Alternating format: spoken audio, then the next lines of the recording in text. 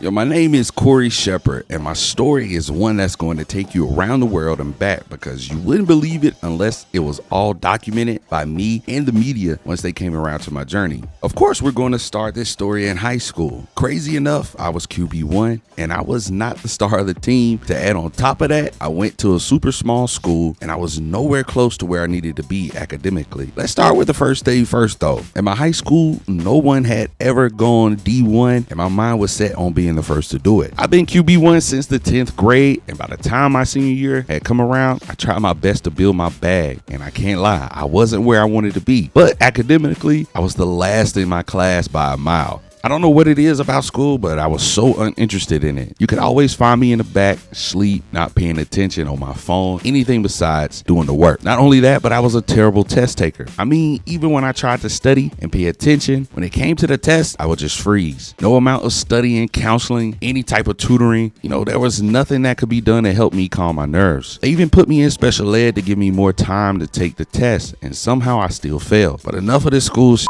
It's too depressing. Let's move on to what I actually cared about, and that was my performance on the field. I will be coming in as a 1-star QB, and I was looking to make it 5 by the end of the season. No sweat. Let's go all the way back to my senior year in the first game of the season against Santa Maria, where I was all set to be the greatest quarterback out of this school. And my first time dropping back, I throw a pick. I really felt like a dummy, but coach was reassuring me and told me to get back out there and start slow. Don't try and throw big strikes down the field early. After completing my first pass of my senior year for 12 yards, I came back out on 3rd and 10.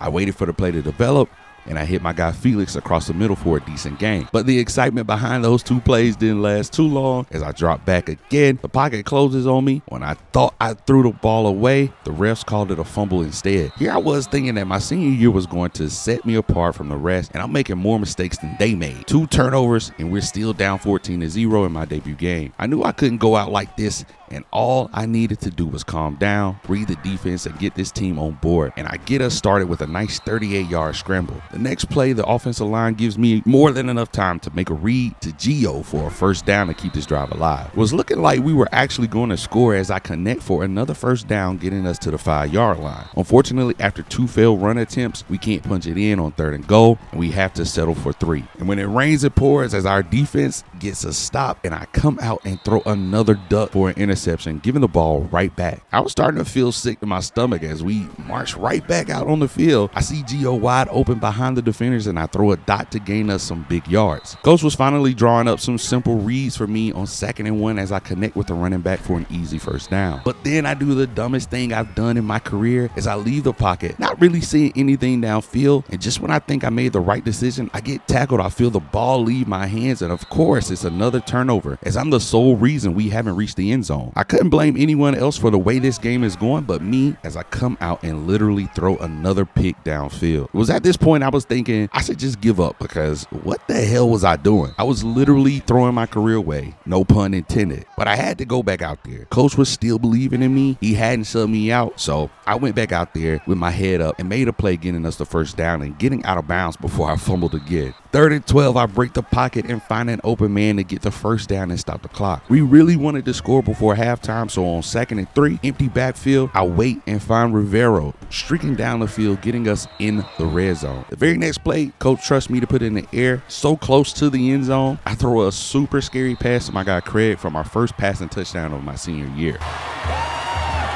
Coming back from halftime on 3rd and 11, I was trying not to make any more mistakes as I take off for a nice 13-yard run, getting us the first. 2nd and 10, I find Gio across the middle as he holds onto the ball, but I put him in a position to get smacked. Unfortunately, after that, we go 3 and out. Back on the field, 3rd and inches, I break outside of the pocket to find a receiver wide open to get us a first down. This is one of those drives where we have to score and everyone knows it. 3rd and 8, I squeeze the ball in a super tight window to Gio to move the chains and keep the hope alive. 2nd and 1 from the 35-yard line, and by some miracle I look downfield and throw up a prayer to Gio, and he comes down with it, putting this game down by 1 point.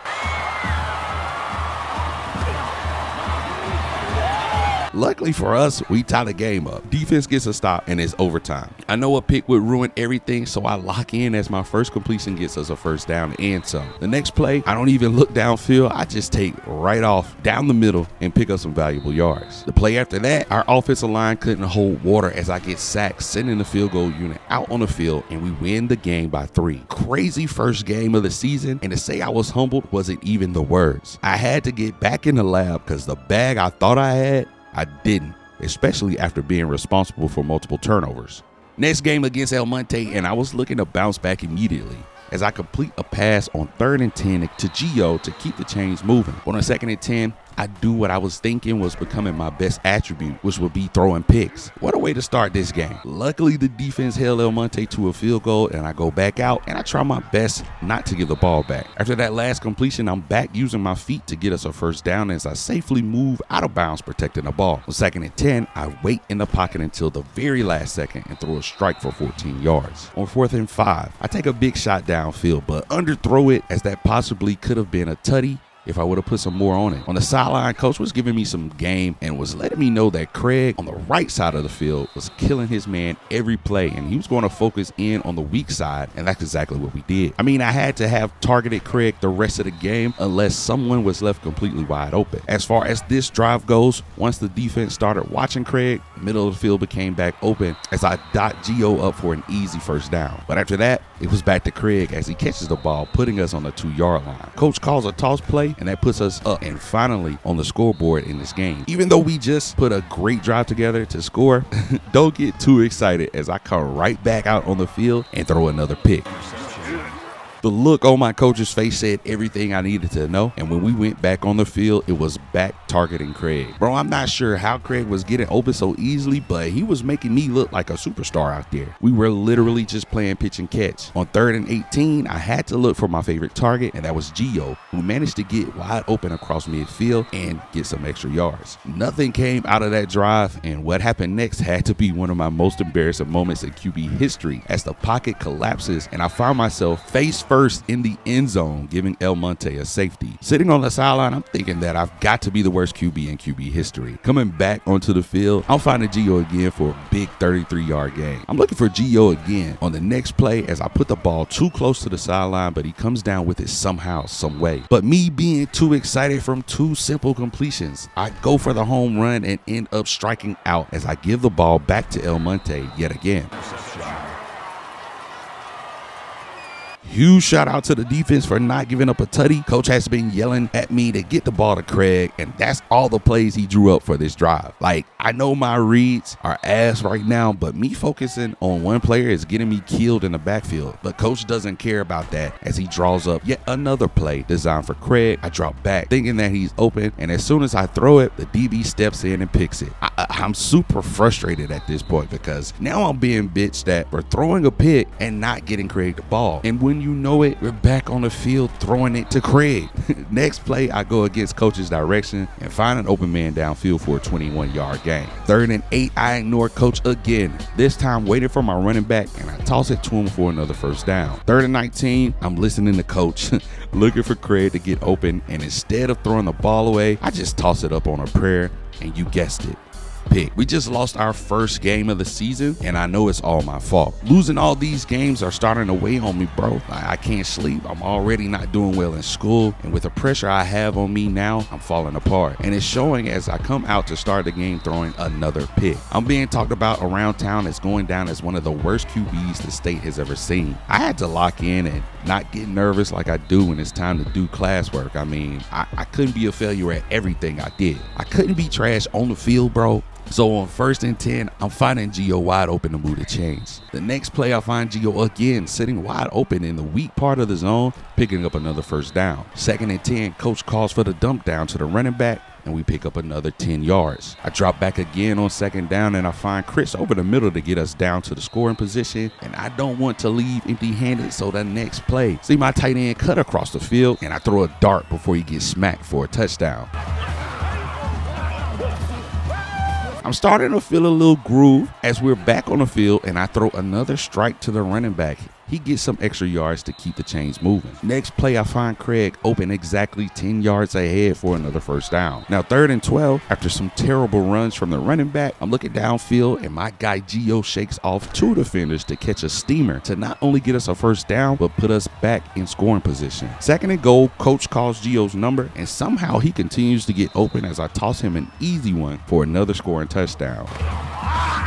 But I just can't shake the interceptions as I try to go for the touchdown on 2nd and 8. I throw into double coverage. Dumb play on my part. It was totally unnecessary. Not going to lie though, I had one more pick after that and we honestly couldn't move the ball after those 2 scores. Good news was that we did win the game. Defense pitched a shutout and I'm thankful they did because it could have been a lot worse. Going into our next game, I had already started to develop a nickname around town.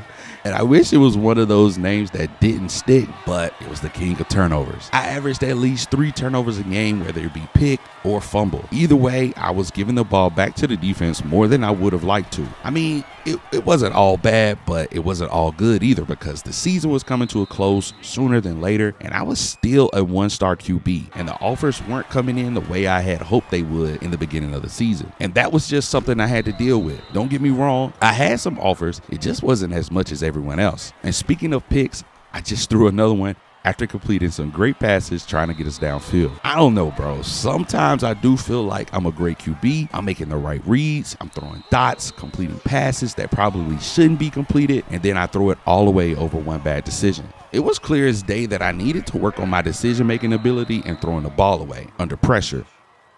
I knew I needed to work on things, especially if I wanted to go to the next level with this football thing. I just needed to take it one play at a time. 1st and 10 from the 25-yard line, I drop back and find Craig, who breaks some tackles to turn this into a 17-yard reception. We end up getting 3 points out of that drive, and we're back on the field looking to score a touchdown as I drop back, throw a deep 34-yard bomb. On 3rd and 8, I'm scanning the field for an open receiver, and I find Gio down by the goal line. He makes an incredible catch, setting us up for the score. Next play after that, the running back walks into the end zone, giving us our first touchdown of the night. Defense gives up a touchdown, and I'm back on the field ready to score the ball. Tunnel vision isn't the word here as I target Gio yet again for a 30-yard reception. 2nd and 19, I can't lie, I'm looking for Gio again as he comes through in a major way, and we've just playing pitch and catch for another massive 26-yard reception. 8 seconds left in the 4th, and I wasn't done. I wanted to win this game. I take my time in the pocket and deliver a strike, this time to Narian for a 32-yard reception, getting us all the way to the 1-yard line. Coach calls a timeout with 1 second left. We kick the field goal for the last second win. Bro, I was super excited to be able to lead my team down the field for the win so late in the game.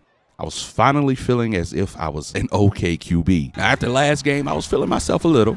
Now, don't forget, I threw at least 3 picks a game, so don't let these highlights fool you. I was just better than last game, and that's all I could ask of myself. On 3rd and 5, though, we find ourselves in scoring position, and I was trying to get it as I work outside of the pocket and throw a dot to our 2nd-string running back, Big Bill, for a tutty. Defense gave up a field goal, but we got a field goal back as we come back out, throwing it across my body, downfield, picking up some big yards. 2nd and 18, I take my time in the pocket and wait for Gio to get behind the defense as he makes an incredible catch downfield to compensate for me overthrowing him. 2nd and 4, you should already know, I'm looking for Gio, this time midfield, wide open for a 35-yard touchdown.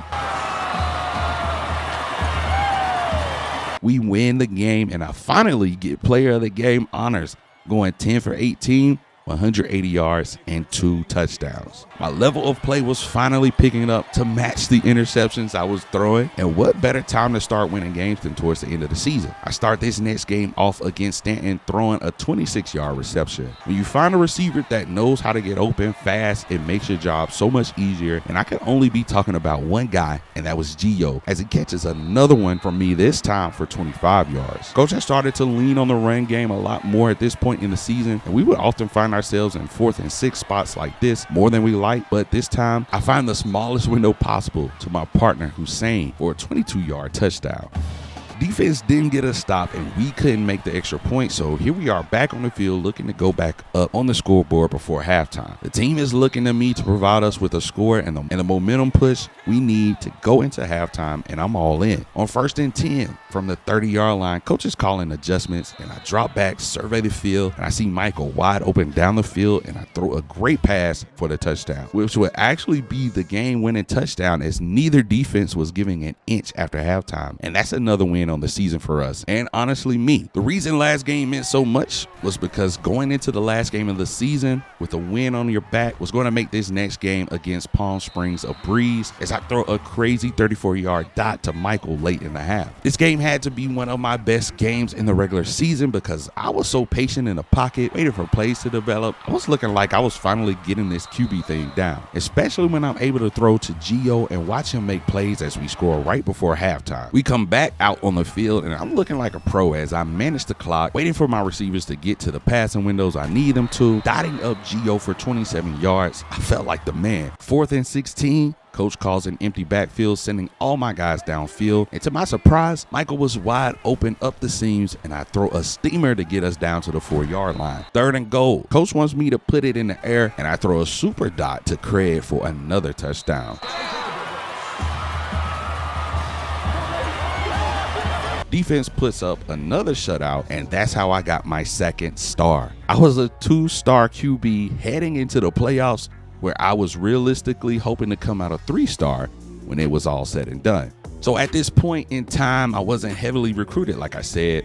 I had 4 schools interested in offering me a scholarship. I had 2 offers that wanted me to start day 1, and the other 2 wanted me to take a back seat and learn some more. Either way, I was super excited to visit these schools later in the school year, but right now I needed to focus on the playoff run. Unfortunately, none of that was going to happen for me.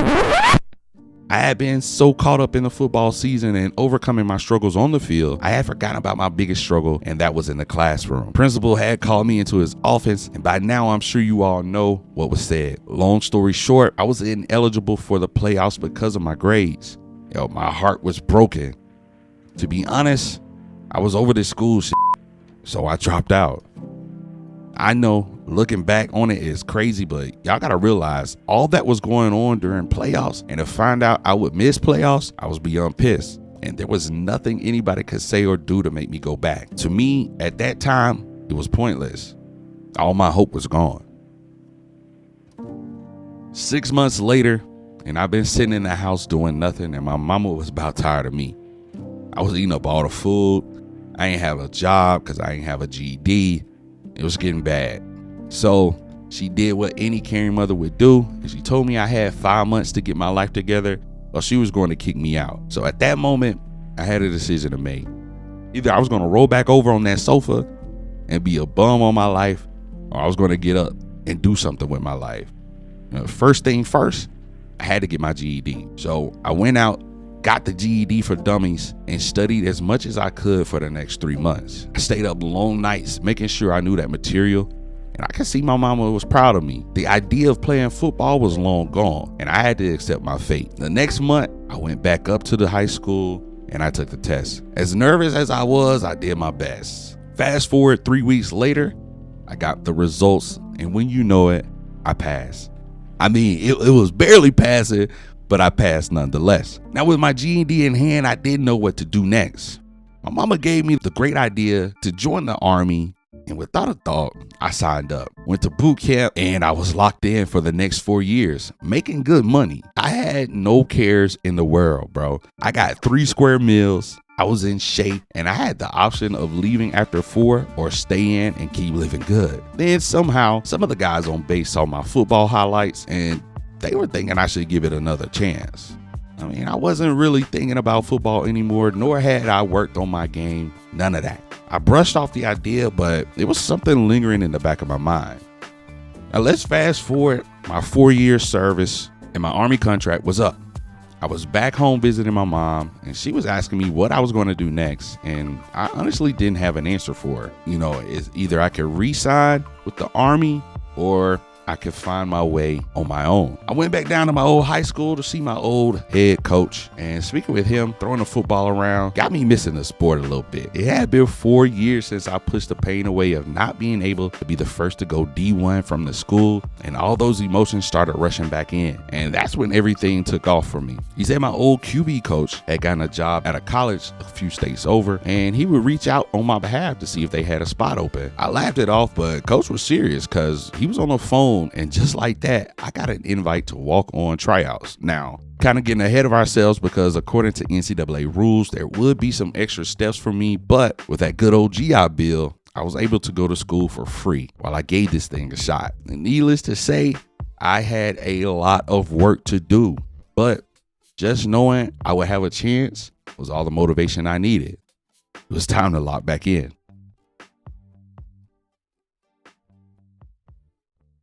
Now, Rayden's mama knew is what you are all about to understand real quick. See, old girl was willing to do whatever to secure her future. So, while Rayden and his mom were outside, she decided to tour the home on her own just so she could get some more information about Rayden so she could be his perfect match. When she stumbled across the wild Ray, who had just gotten in the shower